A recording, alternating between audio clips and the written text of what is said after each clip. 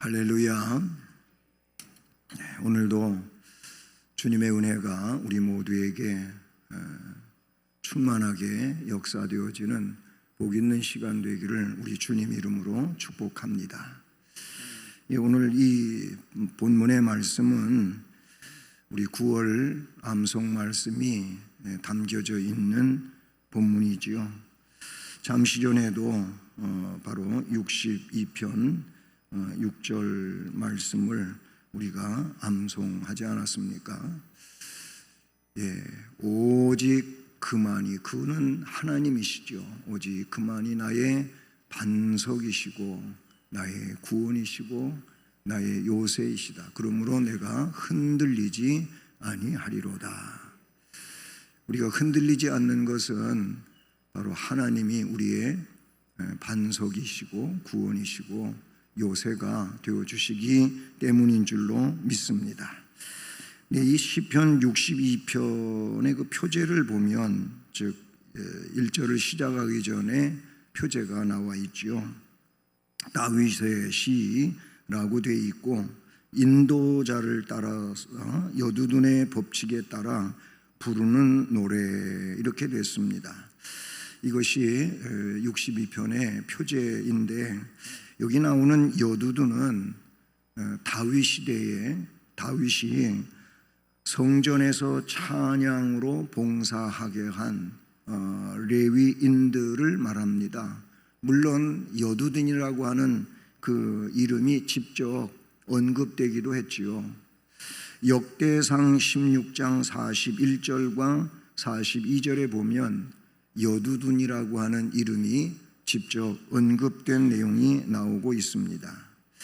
여두둔의 법칙이라고 표제에 붙이고 있는 것은 여두둔이라고 하는 분이 찬양하도록 만든 노래가 있는 거예요. 그게 법칙이라는 것이죠. 그래, 거기에 맞춰서 시를 찬양하는 게 바로 여두둔의 법칙이라는 것입니다. 62편 본 시편과 77편에서는 이것이 여두둔의 법칙이라고 하는 것이 노래의 한 가지 방식으로 알려지고 있는데, 그것은 음조를 이야기한다, 이렇게 볼 수가 있습니다. 본문에 기록된 다윗의 시 속에는 다윗이 자신의 삶의 태도가 무엇인지를 분명하게 드러내고 있다. 외형적으로 보면 알 수 없지만 그 내면에 있는 그 속사정을 다윗이 이 시로 표현을 했다라고 볼 수가 있지요. 이것은 우리 그리스도인들에게도 반드시 마음속에 심겨져야 할 삶의 교훈으로서 하나님께서 원하시는 삶의 표본이 된다. 그러니까 내 방식이 아니고 이미 성경에 기록되어져 있는, 하나님이 다윗을 통하여 영적으로 이 시를 기록하게 했을 때 바로 그것은 다윗 개인의 문제가 아니고 이 내용을 통해서 후시대의 모든 믿음의 백성들이 어떻게 해야 할지를 가르쳐주고 있다는 것이지요. 특별하게 본문의 내용을 살펴보면 다윗은 자기 자신에 대한 삶의 태도뿐만이 아니고, 즉 개인적으로 자기의 그런 신앙적 내용에 대한 것뿐만이 아니고 자기 백성, 이것은 자기가 통치하는 왕국 안에 있는 백성이 되기도 하지만 무엇보다도 궁극적인 차원에서 보게 되면 하나님의 백성을 지칭하고 있다, 이렇게 볼 수 있어요. 하나님의 백성들을 향한 다윗의 태도가 역시 오늘 본문에도 분명하게 설정되어 있다고 하는 겁니다. 내용은 참 위대하고 높은 내용이다, 이렇게 볼 수가 있어요. 저는 오늘 이 말씀을 하나님은 우리의 피난처, 본문에 나오고 있는 내용, 두 번이나 피난처에 대한 말씀이 나오잖아요. 이런 제목 아래서 다윗으로 말한다면 다윗이 자신에 대한 고백의 삶, 고백의 삶이 하나가 있고 그 다음에 증언의 삶이 본문에 나타나고 있다 해서 두 가지 대지를 가지고 말씀을 드리려고 합니다. 먼저 고백의 삶에 있어서 5절, 6절, 7절 여기 말씀에 보면 우선 5절에서 다윗은 삶에 대한 자신의 태도를 표현하고 있다. 5절 말씀이 그렇게 자신의 속사정을 드러내주고 있다는 겁니다. 5절에 나의 영혼아 잠잠히 하나님만 바라라. 이게 독백하듯이 자기 영혼에게, 다윗이 자기 영혼에게 그렇게 말하고 있다 그 말이에요. 나의 영혼아 잠잠히 하나님만 바라라. 우리는 이 표현에서 두 가지 내용을 유추할 수가 있게 되는데, 우선 다윗이 영적인 삶을 고백하고 있다는 거예요. 영적인 삶을 그가 철저하게 추구했었다는 것을 지금 고백하고 있다라는 겁니다.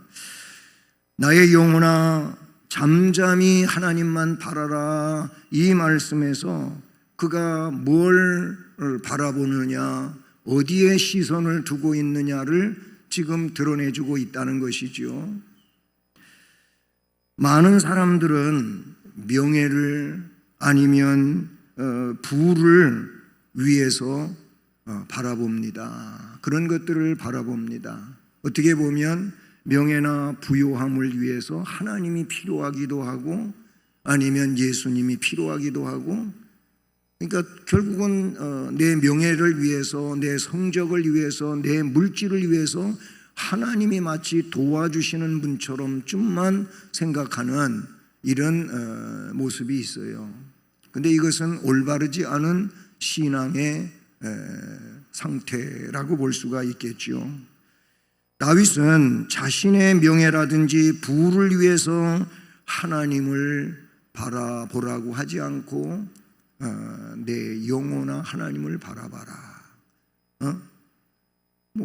아무개야, 자기가 자기한테 아무개야, 너는 너의 명예를 바라봐라, 너의 그 많은 물질을 바라봐라, 이렇게 말하지 않았다 그 말인 것이죠. 자기 영혼을 위해서 하나님만을 바라보라고 했었다는 겁니다. 영혼이 뭡니까? 육체에 반하는 말씀이라고 볼 수가 있는 것이지요. 그래서 바울 사도는 로마서 8장 5절과 6절 말씀에 어쩌면 영혼에 반하는 내용과 영혼과 견주어 이야기하고 있는 걸 봐요. 로마서 8장 5절에서는 육신을 좇는 자는 육신의 일을 하게 돼 있다.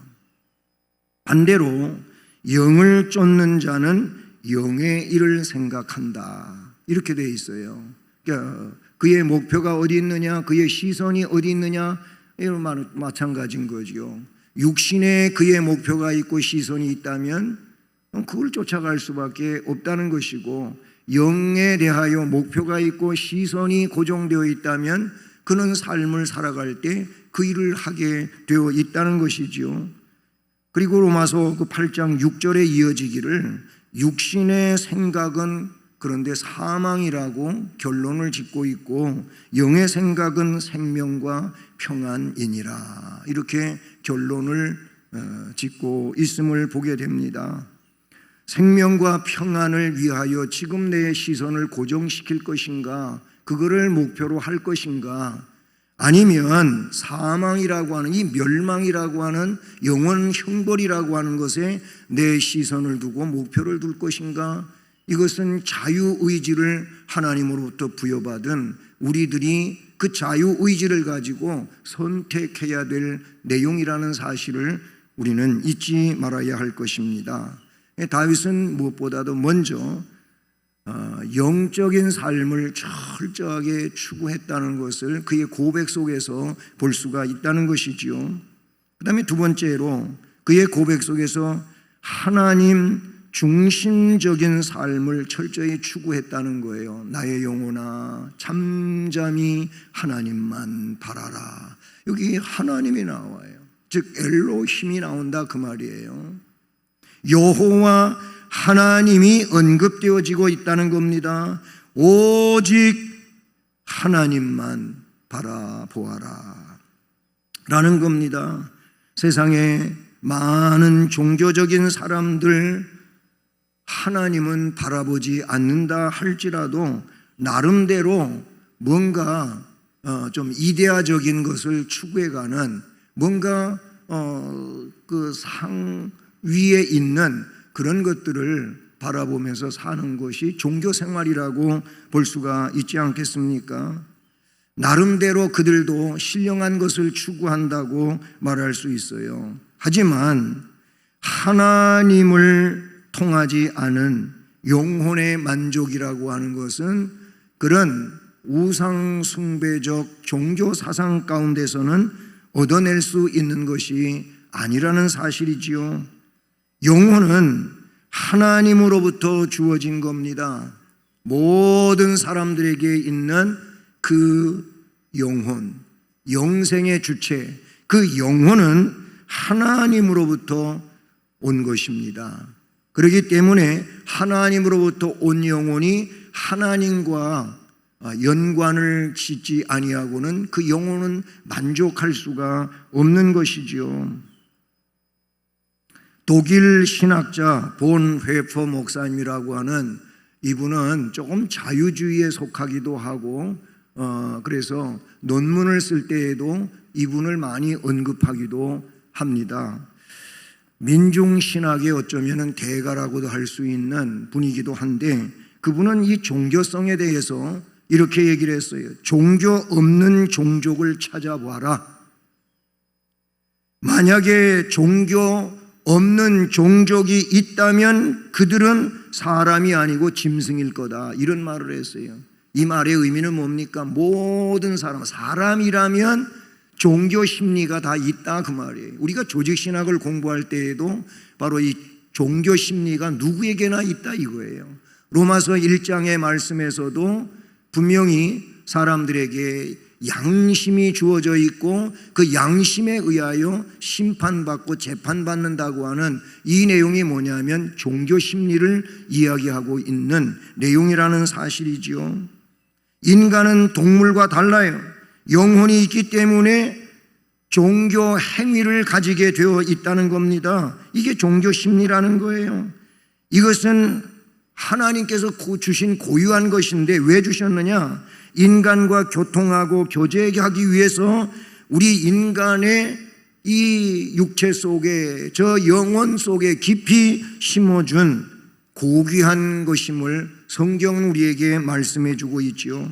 그러나 이러한 영적인 본능을 하나님과 교제함으로 채우려 하지 아니하고 다른 신을 세워놓고 아니면 정해놓고 거기에서 해결하려고 한다면 그것은 하나님의 뜻과는 맞지 않는 빗나가 있는 것이기 때문에 일시적으로는 채워지는 것 같지만은 궁극적으로는 채워지지 않는 이런 무모한 내용이라고 성경은 말씀하고 있지요.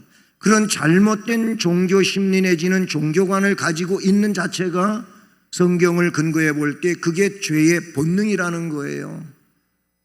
요한복음 5장 29절에서 선한 일을 행한 자는 생명의 부활로 나온다고 하는 이 선, 악한 일을 행한 자는 심판의 부활로 나온다고 하는 이 악한 일, 여기서 선과 악의 내용은 우리의 기준이 아니고 하나님을 하나님으로 예수를 구세주로 인정하지 않는 그 자체가 악인 것이고 그런 악은 심판을 받게 되어 있다는 것이죠. 우리는 부족하고 연약하지만 나의 구원자가 우리 주 예수 그리스도라고 하고 믿는다면 그것이 하나님이 인정하고 계시는 선한 것이어서 그들에게 구원의 은총, 사죄의 은총이 주어지게 된다는 것입니다. 어떤 사람들은 이 영혼의 문제를 물질로서 해결하려 하기도 하지요. 그러나 그것으로 영혼은 충족되어지지 않는다고 하는 사실입니다. 예수 그리스도께서 누가복음 12장 19절에 어리석은 부자라는 이 비유를 가지고 바로 그 부분을 잘 드러내 주셨어요.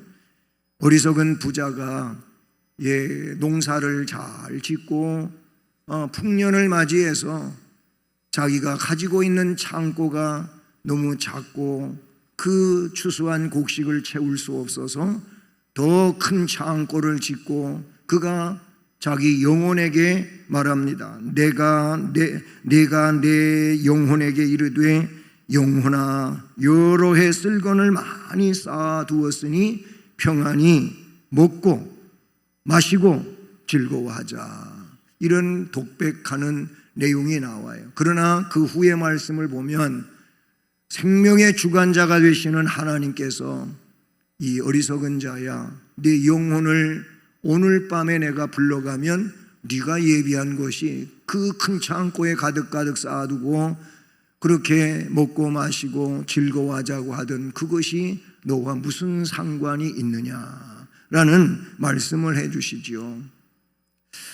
물질로 채워지는 것이 영혼의 충족이 아니야. 영혼의 충족은 물질로 오는 것이 아니고 하나님의 은혜로 오게 되는 줄로 믿습니다.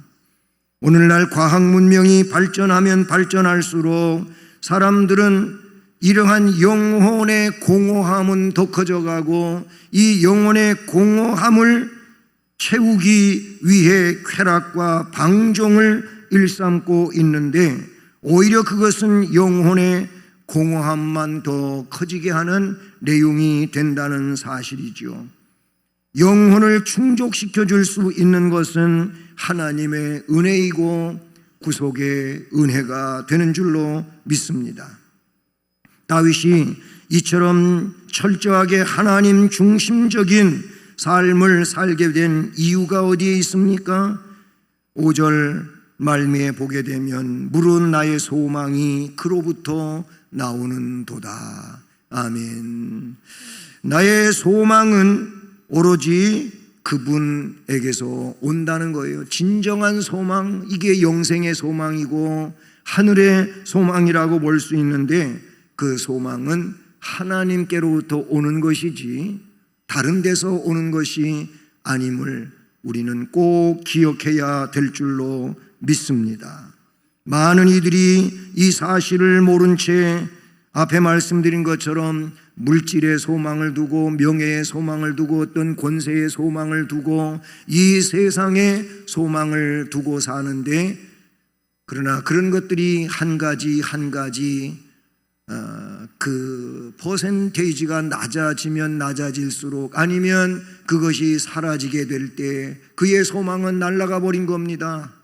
그러니 그에게는 절망밖에 찾아오는 것이 없게 되지 않겠습니까? 우리가 잘 아는 찬송가 95장 나의 기쁨 나의 소망 되시며 나의 소망이 되시는 주님을 이야기하고 있어요. 그래서 밤낮 불러서 찬송을 드려도 늘 아쉬운 마음뿐일세.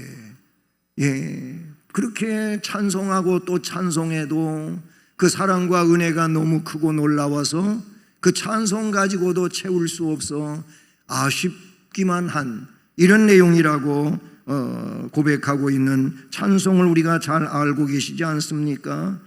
우리가 오래전부터 부르는 복음 찬송에 있어도 나의 입술의 모든 말과 나의 마음의 묵상이 주께 연락되기를 원하네.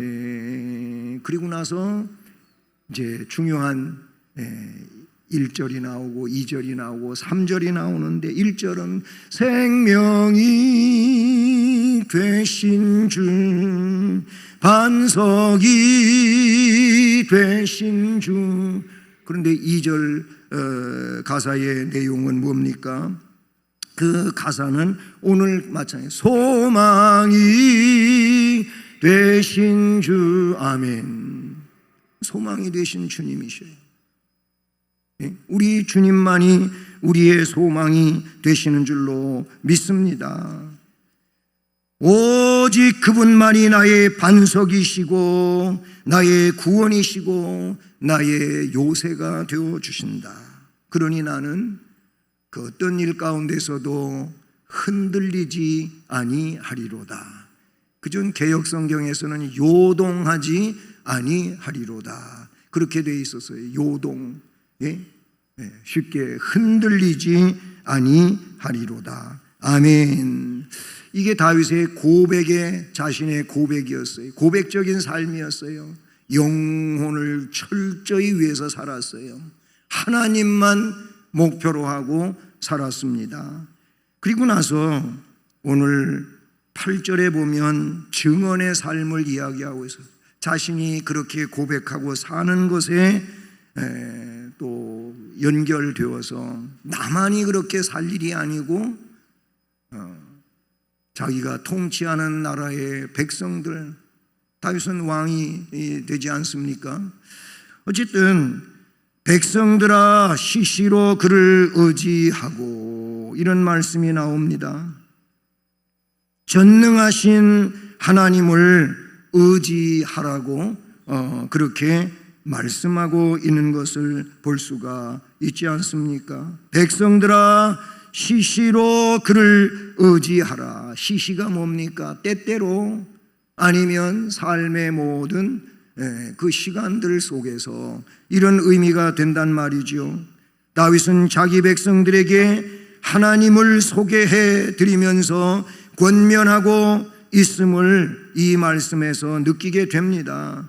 바로 이것은 다윗이 자기 자신의 영혼 문제만으로 만족하지 않고 자신과 함께 어깨를 나란히 하고 살아가는 그들에게도 여러분들도 시시로 하나님을 의지해야 합니다. 아멘. 이런 말씀을 했다는 것이죠. 예, 그렇습니다. 우리가 우리의 식구들에게도 우리의 주변 사람들에게도 하나님만이 영원하시고 절대자이시고 우리의 주관자이시니 우리 함께 힘을 앞에서 하나님만 의지하며 삽시다. 이런 증언의 삶이 우리에게 있어야 된다는 사실이지요. 그리고 그 하나님에 대하여 이야기하고 있는데 뭐라고 합니까? 그의 앞에 마음을 토하십시오. 이렇게 말하고 있어요. 여기서 그분 앞에 마음을 토하라고 하는 이 말은 그분이 어떤 분이시기에 속사정을 드러내라는 겁니까? 우리는 사람들에게 속사정을 드러낼 수도 있겠지만 그러나 이쯤에 와서는 자기 속사정, 어떻게 보면 비밀스러운 것이라고 하는 것은 내놓을 수가 없는 그런 시대 속에 살고 있지요. 왜 그러냐면 비밀이 아니고 누설이 되기 때문에 그와 같은 것입니다. 그런데 오늘 말씀에 다윗은 그분 앞에 너희의 마음을 토하라. 백성들에게 하나님께 마음을 토하라고 하는데 왜? 하나님은 긍휼이 많으신 하나님이시기 때문이라는 겁니다. 긍휼이 많으신 하나님을 증언하고 있다는 겁니다. 하나님 외에 어느 누구에게라도 자기의 고민과 죄를 토할 수는 없지만 하나님께는 우리 모든 마음의 문제들을 토할 수가 있어요. 내놓을 수가 있다 그 말이에요. 왜냐하면 하나님은 이해해 주시기 때문에, 하나님은 받아주시기 때문에, 그렇기만 아니고 하나님은 그 문제를 교정시켜 주시고 바로잡아 주시고 해결해 주시기 때문에 그렇게 한다는 것이죠. 하나님은 긍휼의 하나님이신 줄로 믿습니다. 시편 103편 8절을 볼 때에도 여호와는 긍휼이 많으시고 이렇게 나와요. 은혜로우시고 노하기를 더디하시고 인자하심이 풍부하시도다. 아멘. 여호와는 긍휼이 많으시다 그랬어요. 예수 그리스도는 마태복음 9장 13절 말씀에서 긍휼 없는 삶을 살아가고 있는 그 시대의 백성들을 향하여 내가 긍휼을 원하고 제사를 원하지 아니하노라 하신 뜻이 무엇인지 너희가 배우면 좋겠다, 이런 말씀을 하셨어요. 내가 원하는 것은 긍휼이지 제사가 아니라는 거예요. 제사는 구약의 표현인데 오늘날로 이야기하면 예배인 겁니다. 너희가 예배 드리는 것보다 중요한 게 긍휼이라는 거. 이 말은 예배를 드리지 말라는 얘기가 아니고 긍휼의 마음을 가지고 예배를 드려라, 그 말인 거예요. 긍휼의 마음 없이 예배를 드리면 우리 주님이 그걸 원하시는 게 아니라고 말씀하고 있다는 사실이죠. 우리 주님은 세상에 죄인을 구원하러 오신 것이지 의인을 부르러 온 것이 아니라는 거예요. 이 말씀이 세상에 의인이 있다는 얘기가 아니고 세상에는 의인이 없고 모두가 다 죄인인데 사람들 자기 자신이 교만해가지고, 아니 착각 속에 살아가지고 자기가 의인인 줄 알고 다른 사람을 정죄하고 그들을 인정하지 않는 이런 일을 예수님 당시에도 했었단 말이에요. 그래서 그게 너희들이 이루어야 될 삶이 아니고 긍휼의 삶을 살아라. 예수님이 세리하고 밥 먹고 대화하고 죄인들하고 친하게 지내니까 바리새인들이 혀를 차면서 저 사람이 저래가지고 무슨 그리스도냐고 무슨 구원자냐고 조롱하고 비웃었단 말입니다. 그때 하신 말씀이에요. 그때 너희가 모르고 있는 게 있다, 착각하고 있는 게 있다. 나는 긍휼을 원하지 제사를 원하고 있는 게 아니다. 제대로 배워라. 주님이 말씀해 주신 내용인 줄로 믿습니다. 이렇게 전능하신 하나님을 의지하라고 증언하고 있고 하나님은 긍휼이 많으신 하나님이라고 증언하고 있으며, 한 가지 더 8절 말미에 보면 하나님은 우리의 피난처시로다. 하나님이 어떤 분인지를 증언하는 과정에 하나님은 피난처가 되어주시는 하나님이라고 증언하고 있는 것입니다. 7절에서도 8절에서도 나의 구원과 영광이 하나님께 있으며 내 힘의 반석과 피난처도 하나님께 있도다. 백성들아 그러니 시시로 그를 의지하고 그분 앞에 마음을 토하라. 하나님은 우리의 피난처시로다. 아멘. 하나님이 우리의 피난처시도라고 설명하고 있어요. 그분은 반석이 되어주시고 요새가 되어주신다는 말. 이 반석과 요새는 무너지지 않는 것이 반석일 것이고, 요새는 누구나 쉽게 공략할 수 있는 것이 요새는 아니죠. 쉽게 공략되지 않는 곳, 그냥 쉽게 쳐들어올 수 있는 곳이 요새가 아니에요. 하나님은 나의 요새, 나의 반석이라고 하는 것은 하나님은 나를 그렇게 무너지지 않게 지켜주시고 아무나 공격하지 못하게 그렇게 보호해 주시는 요새와 같은 분이시라는 사실이지요. 요엘서 3장 16절에 보면 여호와께서 그의 백성의 피난처 이스라엘 자손의 산성이 되시느니라. 아멘. 거긴 또 산성이라고 하는 그런 말도 나오고 있어요. 산성이 뭡니까?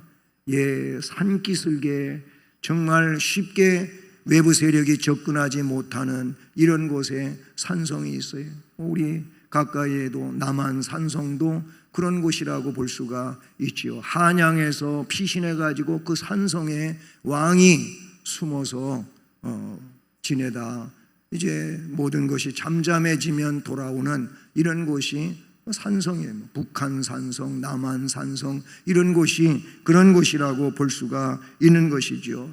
사울과 다윗 다윗을 죽이려고 계속 찾아다니고 하던 이 사울, 그런데 다윗은 절대절명의 기회가 있었죠. 동시에 그가 정말 끝자락에 놓인 때도 없지 않아 있었어요.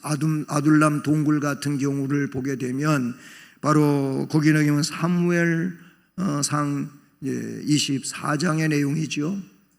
거기에 보면 다윗이 사울에 쫓겨가지고 아둘람 굴 동굴 속으로 들어갔는데 다윗은 그 안에 있고 사울은 거기에 용변을 보려고 들어온 것으로 이해할 수가 있어요. 그러면 다 뭐 인기척이 있고 사울이 저 안에 사울이 숨었다고 안 거면 우리 말대로 도간에 든 쥐단 말이죠. 이건 꼼짝없이 잡히는 거예요. 그런데 하나님은 사울을 다윗이 그곳에 있다고 느끼지 못하게 하신 분이에요. 다윗은 오히려 사울의 옷자락을 잘라가지고 증거물로 갖게 되고 그런 내용이 거기에 나오고 있죠.